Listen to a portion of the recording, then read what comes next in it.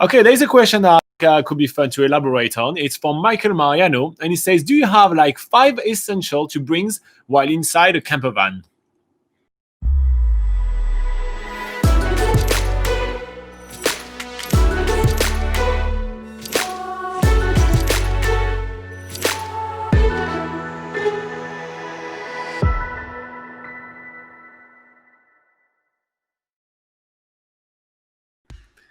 All right, so yeah, there is a lot of kind of gadget and things that you want to take with you when traveling in a camper van, because it's basically one of the main ways to travel around New Zealand. So I think we're going to elaborate on this one for a little while. We'll still read all the comments in this live session because this is recorded live, and so don't worry, guys. We will read all your comments, but let's get started with. I think I'm going to go with number one.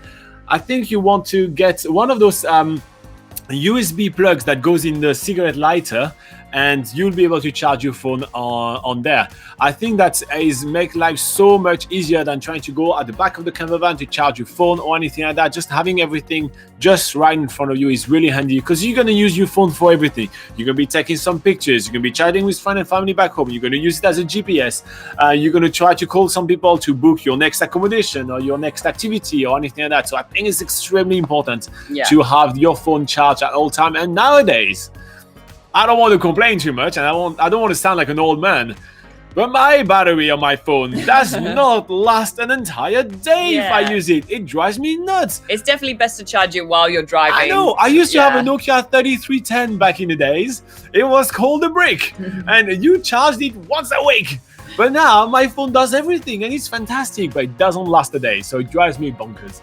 Anyway, so I really think this is really essential. And if you do get this item, make sure that you do have a charging cable for your phone that plugs into USB. Because one time we took that and we only had the plug wall charger and we forgot about it and we felt really stupid. So that'd be the first thing that I pack when I'm traveling in a camper van in New Zealand, is the USB plug for the, I don't know what, USB adapter for cigarette lighter. That's what I do. And try to get the one that has like 2 in it, not just one, so like that you can share with Laura. With the person. Not just with me. I won't be there, but... Okay, so that would be my first one. What would be yours? Yeah, I would say even if you're traveling in summer, make sure that you pack plenty of warm clothing, because once the sun goes down, when you're in a camper van at night, it can get pretty chilly. A lot of the rental camper vans in New Zealand, they do have heaters in them, but obviously that's only really good to use if you are camping in a powered site, which means you would have to go to a holiday park.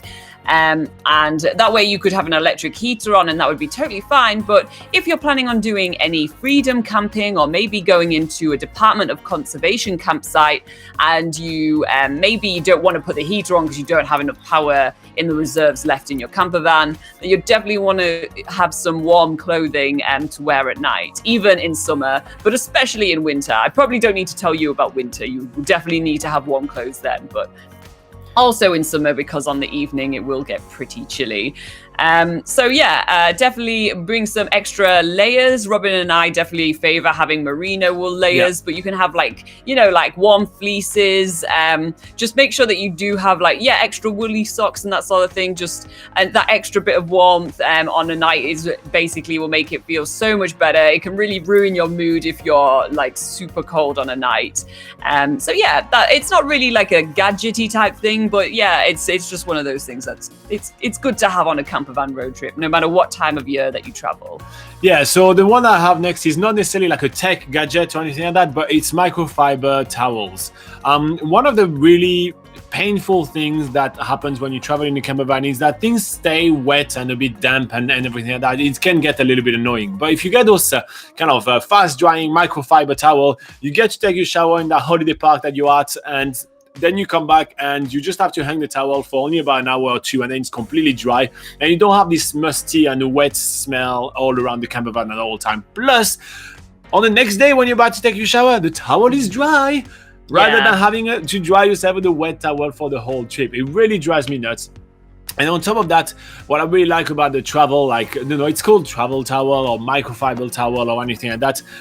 What I really like about those towels is that they're much smaller to pack, much easier to travel with, and I think they're definitely a must-have. To be fair, for any kind of traveler, traveling in camper van or not, I will definitely have microfiber towel. It really helps a lot. So I will absolutely recommend those. You can get like pack of 2 on Amazon for like $30. It's definitely worth getting. Get also like maybe a smaller one as well, so you can kind of wash your face and have those things dry. Like you will find that drying thing in the camper van is really hard. So that's why there is some holiday parks which are fantastic. Like for example, I'm thinking about what's the name of that place in Milford Sound that we stayed at? The Milford Sound Lodge. The Milford Sound Lounge. So the Milford Sound Lodge, they have a kind of a holiday park where you can park camper vans there. They're always busy, so make sure you book it ahead in advance if you want to go with them. But what they have is that they have a drying room actually available. So because it rains so much in Milford Sound, and hiking shoes will never dry in a camper van. So if you get your hiking boots completely soaked, they're never going to dry. But they have a drying room over there. So you go in the room, there is like a basket full of newspaper. You just put newspaper in your shoes and you leave it there. And it's really hot and stuffy in there, but that will actually dry your shoes within about a day. Yeah. And so and some campsite, they have those drying room, and they are godsend when you're traveling in camper van, because you never dry anything. Anyway, so microfiber towel, that'll be my next one. What are we on? 1, 2, 3. We're at 3. Number 4. What do we have? Number 4. Okay, so it's kind of, this isn't really something to take with you, but this is something to be really aware of when you are getting a camper van in New Zealand. I assume that you're talking about a camper van as if you're going to rent one, and you need to be aware of what's included in your rental. Usually there's bedding included, there's all the cutlery and the like things for cooking, that sort of thing. So you don't really need to worry about those sort of items. But one thing when you are looking for a camper van in New Zealand that you need to make sure it has is a self-containment certification. Yes.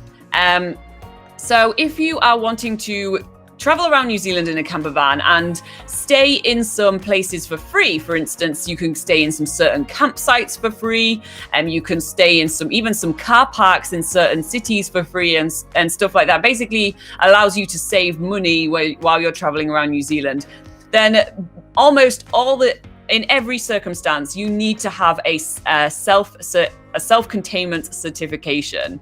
And this is just like a little blue sticker that's on the camper van. And it basically shows that you have a toilet on board, you have a water supply and a wastewater tank as well. And basically this is like the only way that you can actually do freedom camping in New Zealand. So like I say, it's not something that you need to take with you, but when you're actually choosing a camper van or choosing which rental company to go with, it is basically an essential to make sure that they have that available. But if you are traveling around New Zealand and you only want to stay in holiday parks, for example, which are basically commercial accommodations where you pay to basically hook up to the power in a powered site in the holiday park, and that usually costs between $20 to $40 per night. So otherwise, and that's where you don't need to have a self-containment certification, because they basically have all the facilities on site for you to keep the environment clean and stuff. So yeah. Just to round that up, self-containment certification sticker is an essential to look for when you are renting a camper van. Yeah, I agree. But since it's not something to pack, I'll give you something else. I absolutely think that you should have a torchlight, or even if you can, a head torchlight. Yes. It's much easier. Holiday parks at night, it gets dark. You have to go to places that you don't necessarily know. You're usually in a holiday park for like one night, so you don't really know where everything is. It's not like your house that you can navigate in darkness. So you definitely need to get yourself a torchlight. You probably will have to get out of the camper van because you heard the noise, and because she tells you to go check out what the noise is. There is no grizzly bear in New Zealand, but she's still scared. So you have to get out. So you put your torchlight. I like the one on the head because like that you can carry whatever you want to carry, like your plate. Let's say you want to do cooking over there in the facilities of the holiday park, because cooking in your camper van, it's nice and it's easy, but sometimes it just makes everything smelling and everything. If you have access to your full kitchen, you probably would be cooking over there. So you can do all your cooking and carry everything back. I think having a torchlight when traveling with a camper van in New Zealand is absolutely an essential. I think that if you travel without one, you will actually if there is one thing, actually no, because I agree with the phone charger as well. But I think that this item, you will really regret not having it when you need it. It's kind of like, oh my God, or you're with your phone, you use the torchlight of your phone and try to move around with it. It's nonsense. Just have like one of those easy, tiny torchlight. They're super light. They're not going to take any space in your luggage. You're probably not even going to need to charge it at all. You can just have one of them and be done with it. So I think that's really good, especially if you're also not getting one of those a bit more expensive like RV, and you just have like smaller kind of self-contained campervan.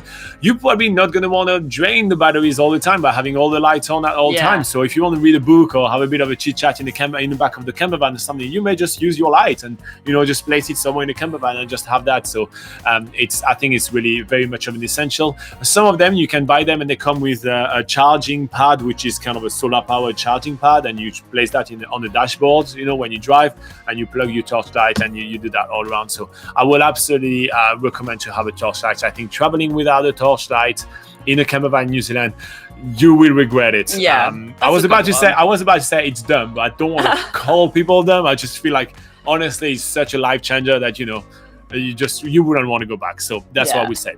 Anyway, I hope that you guys did find this useful. That's a question that we got in one of the live chats, during one of the live sessions that we do, right in the live chat. If you guys want to join that, we do that every single Sunday at 8 a.m. New Zealand time. There's a link below that tells you exactly what time it will be in your side of the world. And in the meantime, if you find useful, like, subscribe, and we'll get back to live chat and answer much more questions. Let's get started.